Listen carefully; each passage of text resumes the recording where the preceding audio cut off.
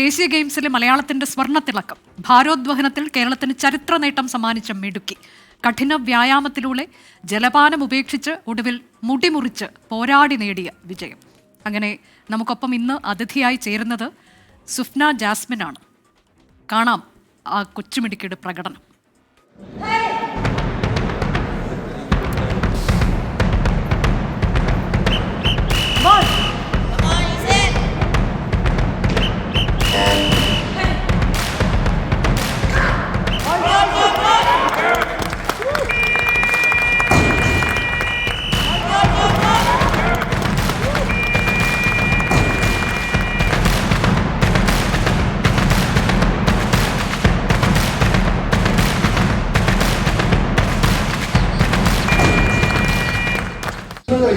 Medal വന്നതിൽ gold വന്നതിൽ വളരെയധികം സന്തോഷമുണ്ട്. പിന്നെ മിസ്സിനോട് വളരെയധികം നന്ദി പറയാനുണ്ട്. ഞാൻ ബെസ്റ്റ് ഞാൻ ട്രൈ ചെയ്യാൻ നോക്കി, അതുകൊണ്ട് ഗോൾഡ് വന്നു. സുഫ്ന ജാസ്മിൻ നമുക്കൊപ്പം തത്സമയം ചേരുകയാണ്. സുഫ്ന ഈ ദേശീയ ഗെയിംസ് നടക്കുന്ന ഇടത്താണ് നിലവിലുള്ളത്, ഹരിയാനയിലാണ് എന്ന് ഞാൻ കരുതുന്നത്. Sufna, welcome and congratulations. Thank you. Sufna ഇപ്പോൾ ഉള്ളത് ഹരിയാനയിലാണല്ലേ? അല്ലല്ല, ഉത്തരാഖണ്ഡിലാണ്. ഓക്കെ. ഈ മത്സരമൊക്കെ കഴിഞ്ഞ്, ഇന്നലെയായിരുന്നു മത്സരം, അതൊക്കെ കഴിഞ്ഞ് ഇപ്പോൾ ഇരിക്കുകയാണ്. നമുക്കൊക്കെ അഭിമാനമാണ് സുഫ്നയെ കുറിച്ച് ആലോചിക്കുമ്പോൾ. കാരണം ഇത്ര ചെറിയ പ്രായത്തിൽ 2 നേട്ടങ്ങളാണ്. ഇപ്പോൾ ഈ നടക്കുന്ന ദേശീയ ഗെയിംസിൽ കേരളത്തിൻ്റെ ആദ്യ സ്വർണം, മറ്റൊന്ന് ഭാരോദ്വഹനത്തിൽ ഇങ്ങനൊരു വനിത സ്വർണം നേടുന്നു എന്നുള്ളത്. അങ്ങനെ ആ 2 നേട്ടങ്ങൾ സ്വന്തമാക്കാൻ സുഫ്ന കൈക്കൊണ്ട ആ പ്രയത്നം, കഠിന പ്രയത്നം ചെറിയ കാര്യമൊന്നുമല്ല. അതൊന്ന് പറയാമോ, എന്തൊക്കെയാണ് ചെയ്തതെന്ന്? ഇവിടെ ഫസ്റ്റ് എത്തിയ ടൈമില് എന്റെ ബോഡി വെയിറ്റ് 2 കിലോ കൂടുതലായിരുന്നു. അപ്പോ അങ്ങനെ 24 hours മുമ്പ് ഞാൻ വാട്ടറും ഫുഡും ഫുൾ കട്ട് ചെയ്തു. എന്റെ ബോഡി വെയിറ്റ് കൊടുക്കുന്നതിന് മുമ്പ് 24 hours മുമ്പ് വാട്ടറും ഫുഡും കട്ട് ചെയ്തു. പിന്നെ അന്ന് രാത്രി നോക്കിയപ്പോ 1 കിലോ കൂടുതല്. അങ്ങനെ പിറ്റേ ദിവസം ആയപ്പോ ഒരു 600 കൂടുതലുണ്ടായിരുന്നു. ഫുൾ വാട്ടറും എല്ലാം കട്ട് ചെയ്ത് അങ്ങനെ 600 കൂടുതലുണ്ടായിരുന്നു. അങ്ങനെ കുറെ ഗ്രൗണ്ടിൽ ഓടി, ഫുൾ ബോഡി ഒക്കെ ബാമൊക്കെ തേച്ച് ഫുൾ ഓടി. അങ്ങനെ പിന്നെ ബോഡി വെയിറ്റ് കൊടുത്തപ്പോ 450 ഗ്രാം കൂടുതലായിരുന്നു. നമുക്ക് 3 ചാൻസ് ആണുള്ളത്. ബോഡി വെയിറ്റ് കൊടുക്കാൻ പോകുമ്പോ 3 ചാൻസ് ആണുള്ളത്. അങ്ങനെ ലാസ്റ്റത്തെ ചാൻസിലാണ് എന്റെ ബോഡി വെയിറ്റ് കറക്റ്റ് ആയ. പിന്നെ 450 കൊടുത്തിട്ട് പിന്നെ 150 ഗ്രാം വീണ്ടും കൂടുതൽ കാണിച്ചപ്പോഴാണ് ഹെയർ കട്ട് ചെയ്യേണ്ടി വന്നത്. അതാണ് ആ തലമുടി കട്ട് ചെയ്യാൻ ഉള്ള തീരുമാനത്തിലേക്ക് പോകുമ്പോൾ എന്താണ് ശരിക്കും ഒരു ഗോളുണ്ട്, അതിനുവേണ്ടിയാണ്, എങ്കിൽ പോലും തലമുടി കട്ട് ചെയ്യേണ്ടി വരുന്നല്ലോ എന്നൊരു സങ്കടം അപ്പോൾ ഉണ്ടായോ സുഫ്നയ്ക്ക്? നല്ല സങ്കടം ഉണ്ടായി. ഞാൻ ഈ ഹെയർ കട്ട് ചെയ്തോണ്ടിരിക്കുമ്പോ കരഞ്ഞോണ്ടിരിക്കായിരുന്നു. കാരണം ഇനി ഇത് കട്ട് ചെയ്തിട്ട് ഇനി ചെയ്യാൻ പറ്റൂലേ, കോമ്പറ്റീഷൻ ചെയ്യാൻ പറ്റൂലേ എന്നുള്ളൊരു ഇത് മൈൻഡിൽ ഇങ്ങനെ കിടക്കായിരുന്നു. പക്ഷെ കോമ്പറ്റീഷൻ കഴിഞ്ഞപ്പോ കട്ട് ചെയ്തതിന്റെ വിഷമൊക്കെ മാറി. കാരണം മിസ് ഇങ്ങനെ മോട്ടിവേറ്റ് ചെയ്തോണ്ടിരിക്കുന്നു, എന്റെ കോച്ച് മോട്ടിവേറ്റ് ചെയ്തോണ്ടിരിക്കുന്നു. കാരണം മുടിയല്ലേ, നമുക്ക് വളരും, പക്ഷെ നമുക്ക് ഒരു ചാൻസ് പോയതാ. തീർച്ചയായിട്ടും ആ തീരുമാനം നല്ലതായിരുന്നു ഇപ്പൊ തോന്നുന്നുണ്ടാവും അല്ലേ സുഫ്ന?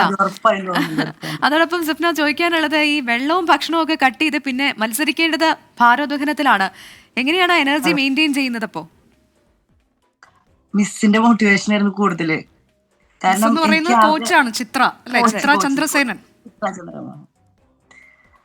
കാരണം എനിക്ക് 1 hour എനിക്ക് ആകെ റെസ്റ്റ് ചെയ്യാൻ കിട്ടിയിട്ടുള്ളൂ ബോഡി വെയിറ്റ് കൊടുത്തതിന് ശേഷം. കാരണം അതിൻ്റെ ഉള്ളിൽ ഫുഡ് കഴിക്കലും കാര്യങ്ങളൊക്കെ. എന്നാലും എനിക്ക് റെസ്റ്റ് പറഞ്ഞ സാധനം ഇത് കിട്ടിയിട്ടില്ല. ഒന്ന് ജസ്റ്റ് കിടക്കാൻ പോലും പറ്റിയിട്ടില്ല ബോഡി വെയിറ്റ് നോക്കി കഴിഞ്ഞിട്ട്. പിന്നെ എല്ലാ കോൺഫിഡൻസും തന്നത് മിസ്സാ. ആ തീവ്രമായിട്ടുള്ള ആ ആഗ്രഹമാണല്ലേ, ഭക്ഷണവും വെള്ളവും ഒന്നും ഇല്ലെങ്കിലും ആ ഒരു എയിമിലേക്ക് എത്തിച്ചേരാൻ. മുടി മുറിച്ചു, അങ്ങനെ ഒരുപാട് ഭക്ഷണം വെള്ളം എല്ലാം മാറ്റി നിർത്തി.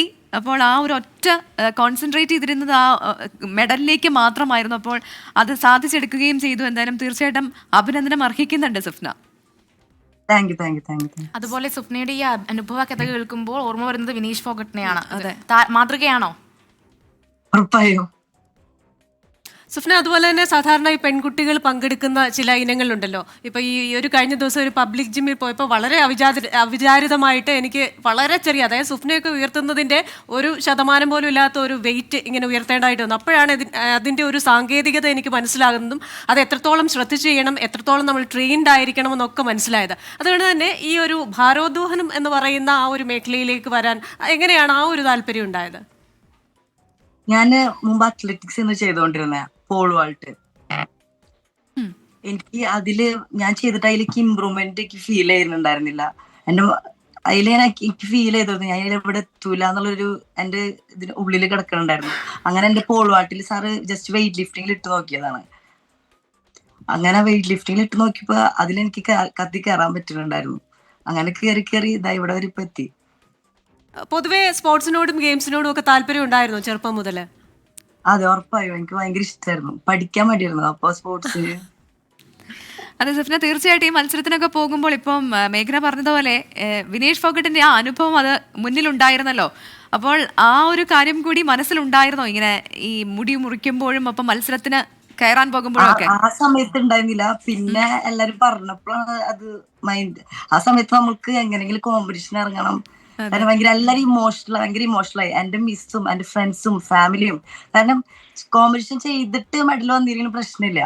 ഇത് നമുക്ക് ചെയ്യാൻ പറ്റാണ്ട് മെഡൽ വരുമ്പോ, ചെയ്യാൻ പറ്റാതെ ഇരിക്കുമ്പോ നമുക്കത് ഭയങ്കര താങ്ങാൻ പറ്റാത്ത വിഷമ. കാരണം ഇത്ര കൊല്ലം കഷ്ടപ്പെട്ടിട്ട് അത് ഇറങ്ങാൻ പറ്റാണ്ടാവുമ്പോൾ ഒരു ഇതിൽ ഈ വീട്ടുകാരുടെ സപ്പോർട്ട് അത് എടുത്തു പറയേണ്ടതാണെന്ന് തോന്നല്ലേ. അത്ലറ്റിക്സിലൂടെ പോൾ വോൾട്ടിലൊക്കെ എത്തി, അതിനുശേഷം ഭാരോദ്വഹനത്തിൽ എത്തി നിൽക്കുന്നു.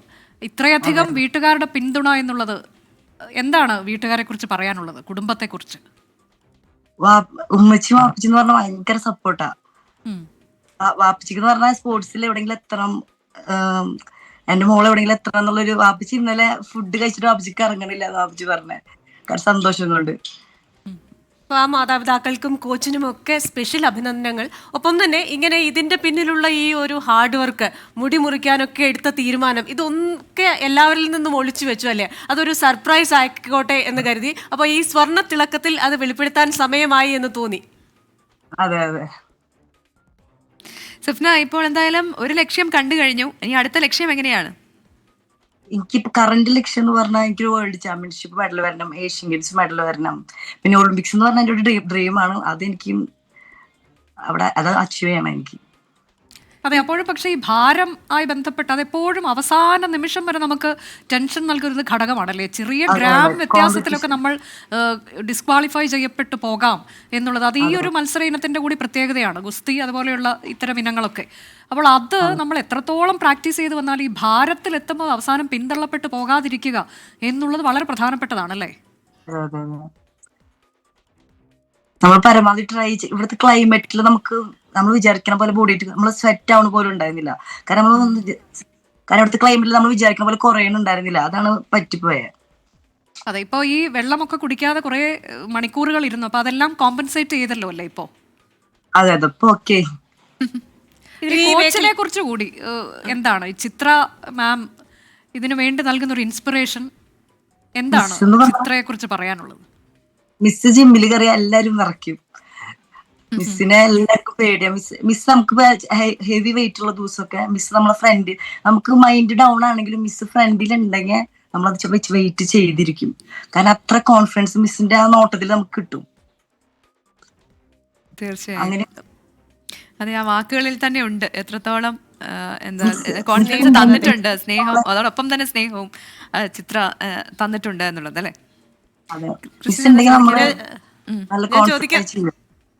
ഞാൻ ചോദിക്കാൻ വന്ന ഇനി ഈ മേഖലയിലേക്ക് ഒരുപാട് പെൺകുട്ടികൾ കരുത്തോടെ വരണം, ഇതേപോലെയുള്ള ഹാർഡ് വർക്കിലൂടെ അവര് ഒരുപാട് നേട്ടങ്ങൾ കൊയ്യണം. അപ്പൊ അവർക്ക് വേണ്ടിയിട്ട് പറയാനുള്ളൊരു മെസ്സേജ് എന്താണ്? മെസ്സേജ് എന്ന് പറഞ്ഞാ എല്ലാരും വീട്ടിലൊന്നിരുന്ന് ഒതുങ്ങി ജീവിക്കരുത് എന്ന് പറയുള്ളൂ. എല്ലാരും അവരുടെ അച്ചീവ്മെന്റ് ആഗ്രഹങ്ങള് അത് അച്ചീവ് ചെയ്യണം. എല്ലാവർക്കും ഇൻസ്പിറേഷൻ ആവണം. ഓക്കെ, എന്തായാലും ഇനിയും ഒരുപാട് ഉയരത്തിലേക്ക് എത്താൻ സാധിക്കട്ടെ. പറഞ്ഞതുപോലെ തന്നെ ഒളിമ്പിക്സിൽ മെഡൽ കൊണ്ടുവരാൻ ആകട്ടെ, രാജ്യത്തിന് ആകെ അഭിമാനമായി മാറാൻ സാധിക്കട്ടെ എന്ന് ഞങ്ങളും ആശംസിക്കുകയാണ്. എല്ലാവിധ ആശംസകളും സുഫ്നയ്ക്ക് മാത്രമല്ല കുടുംബാംഗങ്ങൾക്കെല്ലാം, അതേപോലെ തന്നെ ചിത്രാ മിസ്സിനോടും ഞങ്ങളുടെ അന്വേഷണങ്ങളും അഭിനന്ദനങ്ങളും അറിയിക്കുക. കൂടുതൽ വിവരങ്ങളിലെത്തട്ടെ. Thank you. Thank you. അപ്പോൾ അതാണ് 20 സെന്റിമീറ്റർ മുടിയാണ് മുറിച്ചു കളഞ്ഞത്. അതൊരു സ്വർണ്ണത്തിളക്കത്തിലേക്ക് വഴിവെച്ചു എന്നുള്ളതാണ്. ഏതായാലും വലിയ പ്രചോദനമാണ് ഈ സുഫ്ന ജാസ്മിൻ എന്ന മിടുക്കി.